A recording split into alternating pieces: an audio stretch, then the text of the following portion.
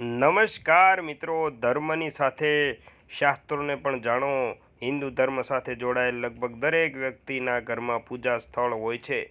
જોકે કેટલાક લોકોના ઘરમાં પૂજા સ્થળ મોટું હોય છે તો કેટલાક લોકોના ઘરમાં નાનું હોય છે। કહેવાય છે કે ઘરમાં પૂજા સ્થળ રાખવાથી ત્યાં રહેતા લોકોના જીવનમાં સકારાત્મક ઉર્જા તો આવે જ છે, પરંતુ અન્ય ઘણા ફાયદા પણ થાય છે। પરંતુ આ લાભો ત્યારે જ મળે છે જ્યારે ઘરમાં પૂજા રૂમ યોગ્ય દિશામાં હોય અને યોગ્ય સ્થાન પર હોય, કારણ કે જો તેની દિશા અને દશા સારી ન હોય તો તેની હાજરીથી સારી અસર મળવાની તો દૂર જ છે, ઉલટું ત્યાં રહેતા લોકોના જીવનમાં દરેક બાજુથી માત્ર ને માત્ર નકારાત્મક ઉર્જા જ આવતી નથી, પરંતુ અન્ય અનેક પ્રકારની સમસ્યાઓ ઊભી થાય છે।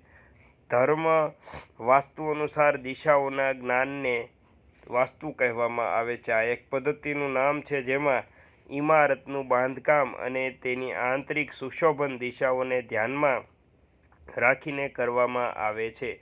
વાસ્તુ અનુસાર મકાન બાંધવાથી પરિવારમાં સમૃદ્ધિ આવે છે, પરંતુ જો તમારા ઘરમાં કોઈ મોટી બાંધકામ ખોટી દિશામાં કરવામાં આવે છે તો તેનાથી તમારા પરિવારને કોઈ પ્રકારનું નુકસાન થઈ શકે છે। વાસ્તુ અનુસાર પૂજા રૂમનું ઘણું મહત્વ છે।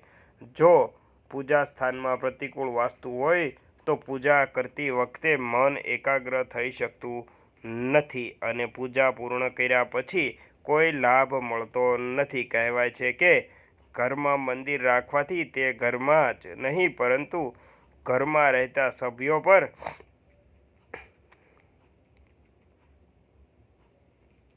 પણ સકારાત્મક ઉર્જા હંમેશા રહે છે। ભારતીય સંસ્કૃતિ એવી છે કે ઘર ગમે તે પ્રકારનું હોય, નાનું હોય કે મોટું, માલિકીનું હોય કે ભાડાનું, દરેક ઘરમાં એક મંદિર હોય છે। વાસ્તુ અનુસાર પૂજા સ્થળ ઉત્તર પૂર્વ દિશામાં હોવું જોઈએ। પૂજા ખંડના આ દિશામાં હોવાને કારણે ઘર અને તેમાં રહેતા લોકોમાં હંમેશા સકારાત્મક ઉર્જાનો પ્રવાહ જોવા મળે છે। પૂજા ખંડ માટે સૌથી યોગ્ય સ્થાન ઉત્તર પૂર્વ ખૂણો છે, કારણ કે ભગવાન આ દિશામાં નિવાસ કરે છે અને ઉત્તર પૂર્વ ખૂણાના અધિપતિ ગુરુ ગ્રહ છે, જે આધ્યાત્મિક જ્ઞાનનો કારક પણ છે। પ્રચલિત માન્યતા અનુસાર જ્યારે વાસ્તુ પુરુષ આ પૃથ્વી પર પ્રથમવાર આવ્યા ત્યારે તેનું માથું ઉત્તર પૂર્વ દિશામાં હતું, તેથી જ આ સ્થાનને શ્રેષ્ઠ માનવામાં આવે છે। અલગ પૂજા ખંડ શ્રેષ્ઠ માનવામાં આવે છે, તેમ છતાં મહાનગરોમાં મર્યાદિત જગ્યાને કારણે આ હંમેશા શક્ય નથી। આવા ઘરો માટે તમે તમારી જરૂરિયાત મુજબ મંદિરને દિવાલ પર અથવા નાના ખૂણામાં મૂકવાનું વિચારી શકો છો, પરંતુ ઘણી વખત અજાણતા અથવા અજ્ઞાનતાના કારણે પૂજા સ્થળની પસંદગી ખોટી દિશામાં થઈ જાય છે અને પરિણામે પૂજા કરનારને તે પૂજાનું યોગ્ય પરિણામ મળતું નથી। જો કોઈ કારણસર ઉત્તર પૂર્વ ખૂણામાં પૂજા ખંડ ન બનાવી શકાય તો વિકલ્પ તરીકે ઉત્તર કે પૂર્વ દિશા પસંદ કરવી જોઈએ। જો તમે ઈશાન, ઉત્તર અને પૂર્વ ત્રણેય દિશામાં પૂજારામ બનાવી શકતા નથી તો તમારે પૂર્વ દક્ષિણ દિશા પસંદ કરવી જોઈએ। ભૂલથી પણ માત્ર દક્ષિણ દિશા જ પસંદ ન કરવી જોઈએ, કારણ કે આ દિશામાં મૃત્યુના દેવ એટલે કે નકારાત્મક ઉર્જાનો વાસ હોય છે। આ સિવાય ઘરમાં મંદિર બનાવતી વખતે માત્ર મંદિરની દિશા જ નહીં પરંતુ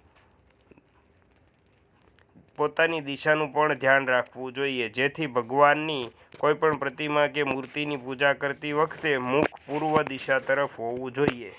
તમને જણાવી દઈએ કે જો તમે પૂર્વ તરફ મુખાકારી નથી તો પશ્ચિમ દિશા પણ શુભ માનવામાં આવે છે। વાસ્તુ અનુસાર આ બંને દિશામાં પૂજા કરવી યોગ્ય માનવામાં આવે છે। વિડીયો